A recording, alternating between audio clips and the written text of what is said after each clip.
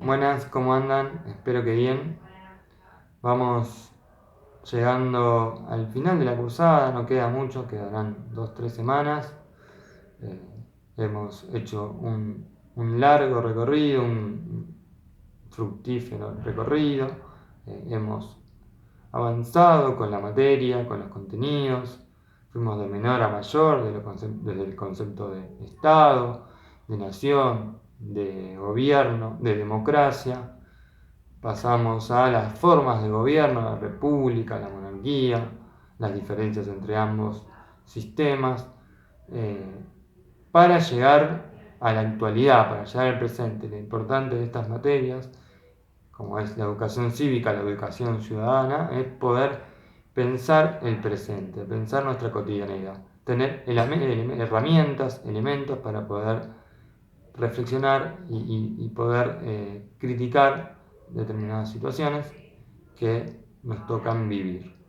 Por eso es importante entender estos conceptos de Estado, nación, gobierno, democracia, y ahora lo que nos abocamos es la Constitución Nacional, ¿no? Hicimos todo este recorrido para llegar a la actualidad, para entender nuestra Constitución, que es la ley suprema, y en donde vimos que esta costó mucho tiempo, mucha sangre, pasó por el río para llegar a constituir una constitución, ¿no? Para poder sancionarlo. Hubo luchas, debates, tensiones, combates entre compatriotas para poder establecer esta forma de gobierno, este modo de organizar un país no solo en 1853, sino de 1853 para el futuro. Dijimos que la Constitución es la ley suprema, es la carta fundamental, la carta magna, encima de ella no hay nada, no se puede ir en contra de la Constitución con los pactos internacionales de derechos humanos, los tratados internacionales de derechos humanos son la, la, la cúspide de la pirámide jurídica, debajo de ellos vienen las leyes y decretos, y por abajo de todos los contratos, etc.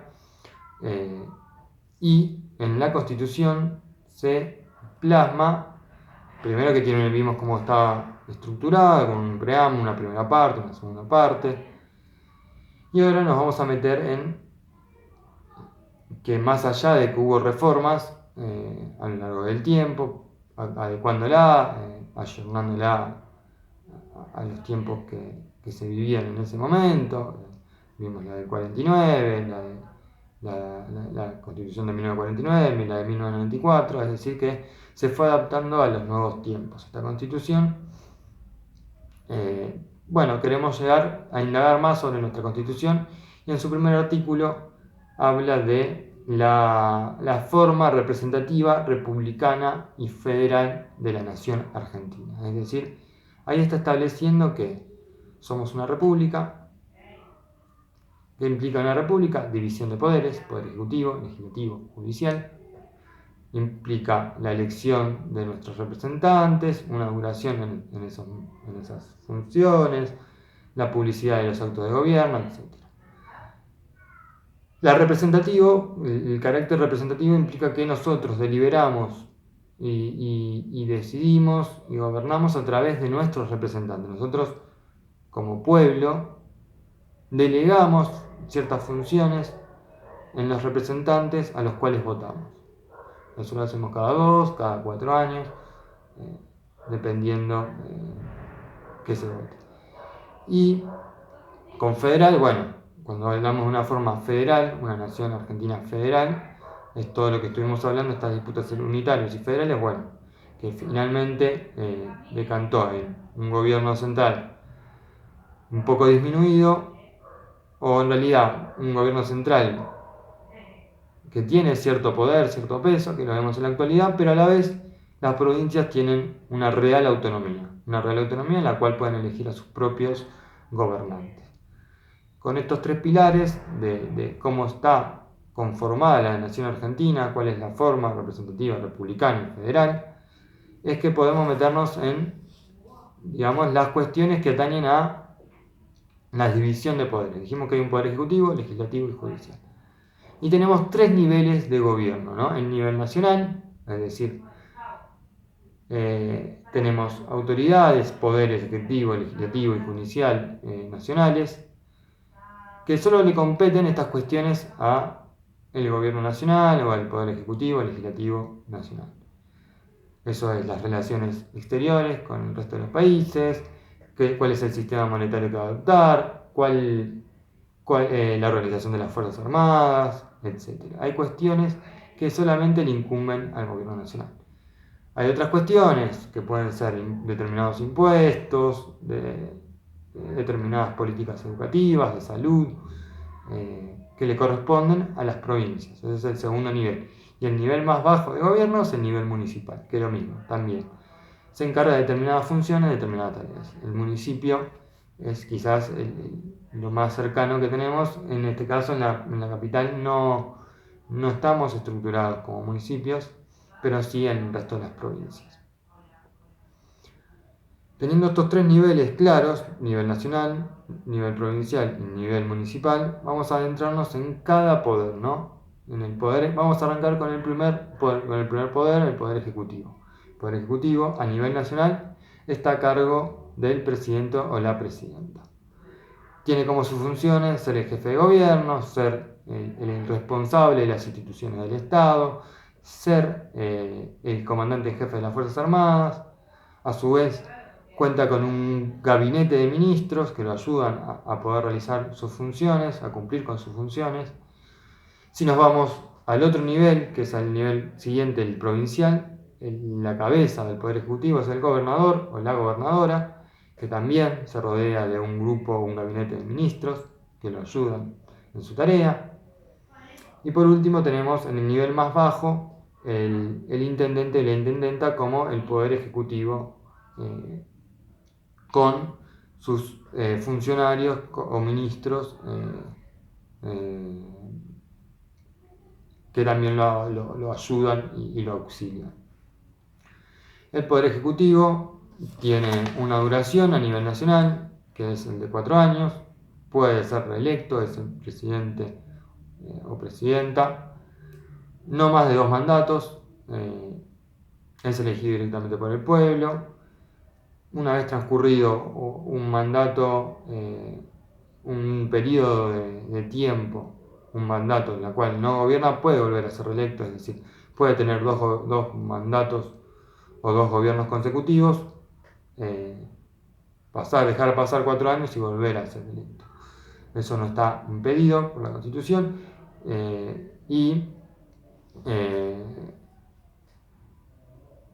con eso más o menos tenemos un panorama de lo que es el Poder Ejecutivo, cuáles son sus funciones, cómo se distribuyen según los niveles de gobierno, para poder adentrarnos en el segundo poder, el Poder Legislativo. El Poder Legislativo está representado a nivel nacional por el Congreso de la Nación. El Congreso de la Nación que tiene 2 cámaras. La Cámara de Diputados, que son los representantes directos del pueblo de la Nación, que representan a la Nación, y la Cámara de Senadores, que es el órgano más federal porque representa a las provincias. Las funciones que tiene el Poder Legislativo, obviamente, es promover, debatir y aprobar leyes generales. Para eso se necesita la aprobación en ambas cámaras. El proyecto de ley tiene que ser aprobado en ambas cámaras para poder ser sancionado como ley. Es responsable de fijar y aprobar el presupuesto anual, de distribuir esos recursos monetarios por diferentes áreas. Puede ejercer el control sobre los otros poderes, tanto el Poder Ejecutivo como el Poder Judicial. Puede lanzar un juicio político si ve que hay malos funcionamientos y hay defraudación en el cumplimiento de sus funciones por parte del Poder Ejecutivo o por parte del Poder Judicial. Y también, bueno, como dijimos, las provincias tienen sus propias cámaras legislativas, los municipios tienen también sus propios consejos deliberantes, etc. En la capital, la legislatura es donde reúne a los legisladores de la Ciudad de Buenos Aires. ¿Cómo están compuestos? Bueno, tenemos una Cámara de Senadores y una Cámara de Diputados. La Cámara de Senadores se encuentra compuesta por 72 senadores, a razón de 3 senadores por provincia, más la Ciudad de Buenos Aires, es decir, 23 más 1. 24 por 3 da 72 senadores, que corresponden a 2 por la fuerza que sacó mayor votos y 1 a la primera minoría. La duración en esta Cámara es por partes, 1/3 de los distritos cada 2 años, se va renovando, por lo tanto duran 6 años en el mandato como senadores, pueden ser reelegidos de manera indefinida, así tenemos muchos casos de gente que está hace más de 20 años en el Senado. Y para ser senador, como les dije, tienen que ser mayores de 30 años, tener 30 años, haber sido o vivido en la nación argentina mínimo 6 años y tener 2 años de residencia en la provincia en la cual se postuló. ¿Se entiende? 6 años habiendo vivido en la Argentina o ser ciudadano argentino por 6 años y vivir en la provincia, si no nació en esa provincia por la cual es electo, por lo menos tener 2 años de residencia. Vamos a la Cámara de Diputados, allí el número es mucho más amplio, son 257 diputados, elegidos directamente por el pueblo de las provincias y de la Ciudad de Buenos Aires, que ahí ya el número de diputados es proporcional a la población de cada distrito, ¿no? En donde aquellos distritos que son más populosos, que tienen mayor cantidad de habitantes, van a tener mayor cantidad de representantes. Esta Cámara se renueva por mitades, o sea, cada 2 años, se renueva por mitades, por lo tanto, un diputado dura en su cargo 4 años y pueden ser reelegidos también indefinidamente, ¿no? También hay casos de diputados que hace muchos años que se encuentran en la Cámara de Diputados. Y los requisitos son un poco más relajados para ser diputados. Tenés que tener de mínimo 25 años, 4 años de ciudadanía argentina y haber nacido en la provincia por la cual se postula o haber residido en ella los 2 años anteriores a ser electos. Ambas cámaras se reúnen en sesiones ordinarias. Las sesiones ordinarias arrancan el 1 de marzo, siempre va a inaugurar el presidente o la presidenta de la nación, y se extiende hasta el 30 de noviembre, esas sesiones ordinarias. No obstante, el Poder Ejecutivo puede alargar el periodo de sesiones, puede convocar las sesiones extraordinarias o prorrogar las sesiones ordinarias.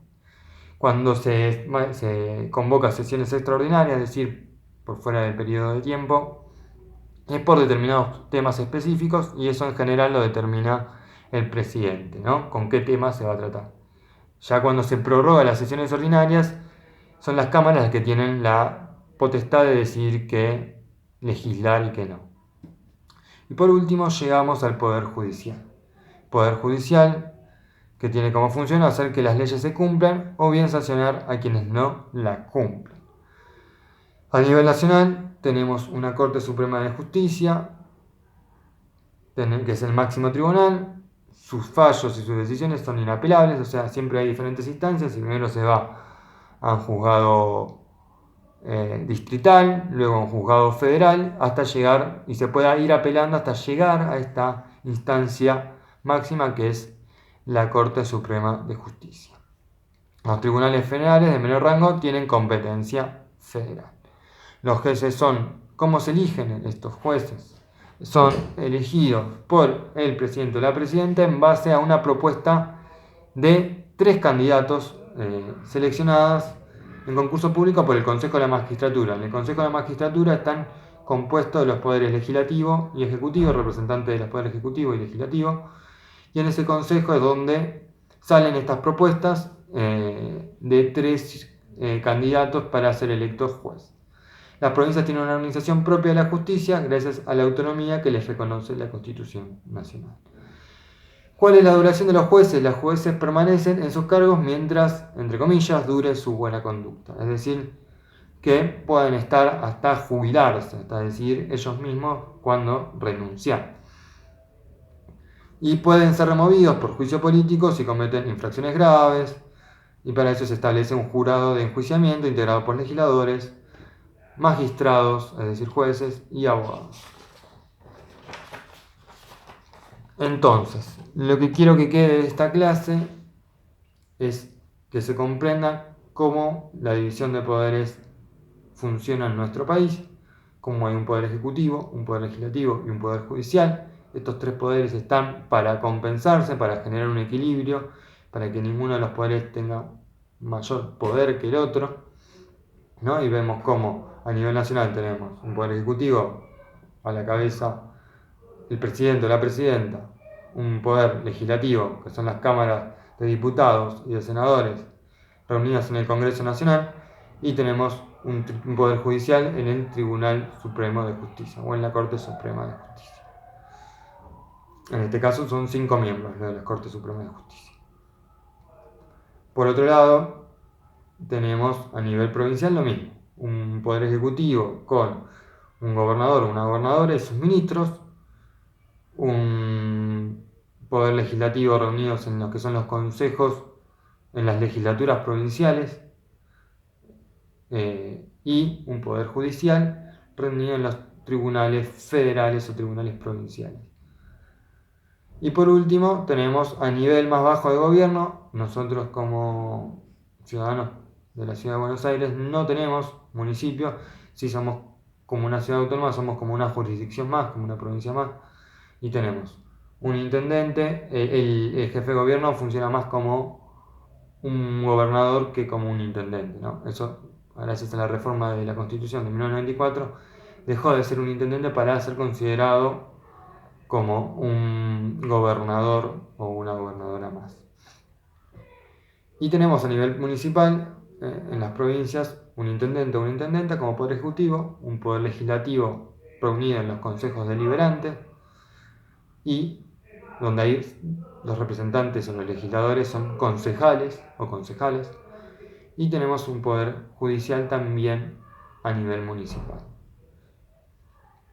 Con todo esto, que se resume en el cuadrito final, previo a la actividad, nos sirve para tener un panorama de cómo funciona el sistema republicano en la Argentina, de quién es quién, a nivel provincial, a nivel nacional, a nivel municipal.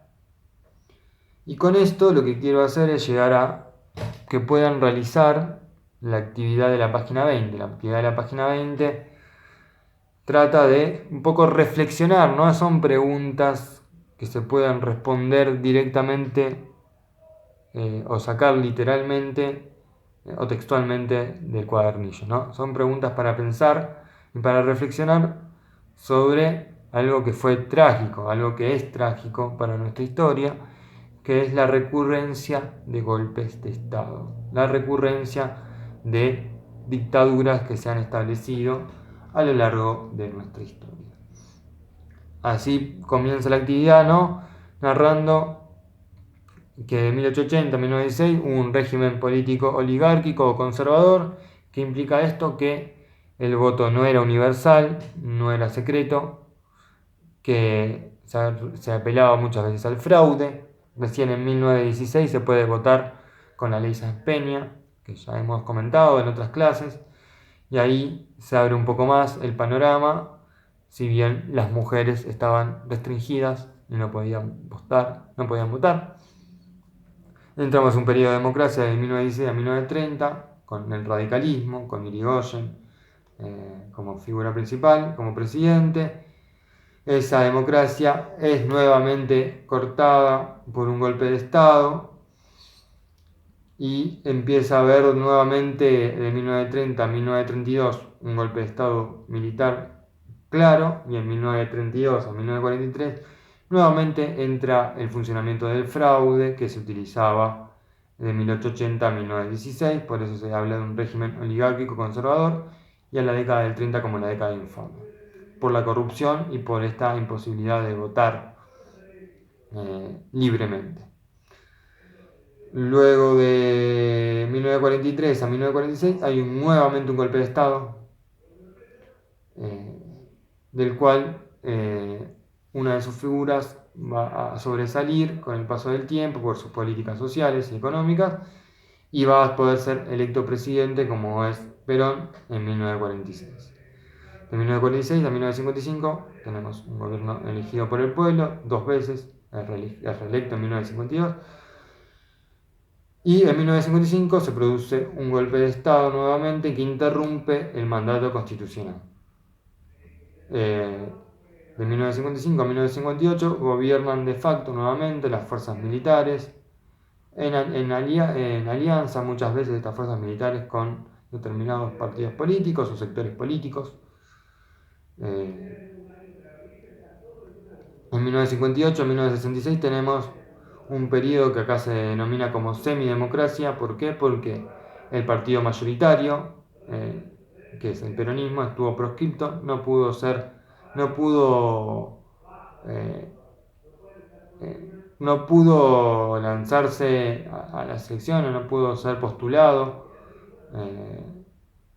no pudieron ser postulados sus candidatos en todo ese periodo. En el 66 nuevamente hay un golpe de Estado muy fuerte, hasta el 73, y en el 73 al 76 es el tercer gobierno peronista, que, o sea, con la vuelta con el fin de la proscripción del peronismo se vuelve a convocar elecciones en el 73 y gana. Del 73 al 76 gobierna el peronismo hasta que llega el último golpe militar de lo que se llamó el proceso de reorganización nacional, del 76 al 83, que implicó un genocidio, un Estado terrorista, un terrorismo de Estado, con prácticas del terror y de crímenes de lesa humanidad.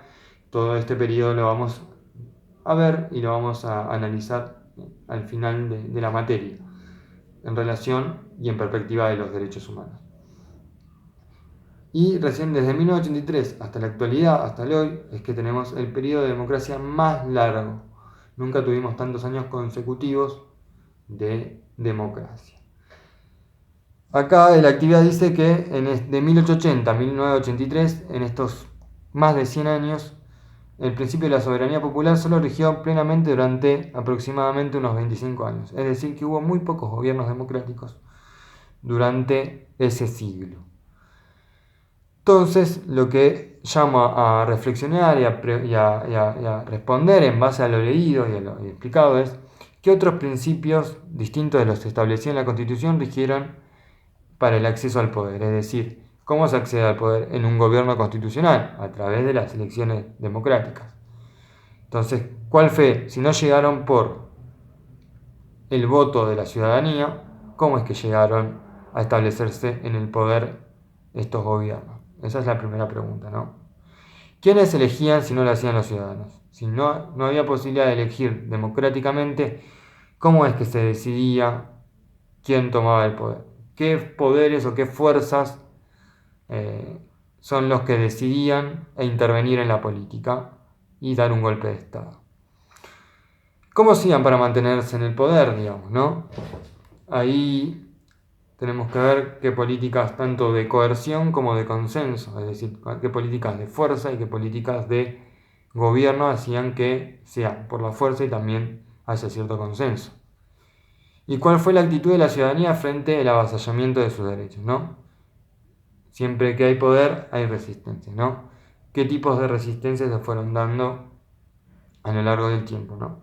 ¿Por qué? Porque lo que quiero dejar claro es que cuando se produce un golpe de Estado, cuando hay un gobierno de facto, cuando hay una dictadura, esta división de poderes deja de existir, se anula el Congreso, se anula la Constitución, el poder ejecutivo es tomado por la fuerza, el poder judicial a veces acompaña, dependiendo de los periodos, el poder judicial ha avalado gobiernos de facto, gobiernos militares, a veces el poder judicial también ha sido acallado.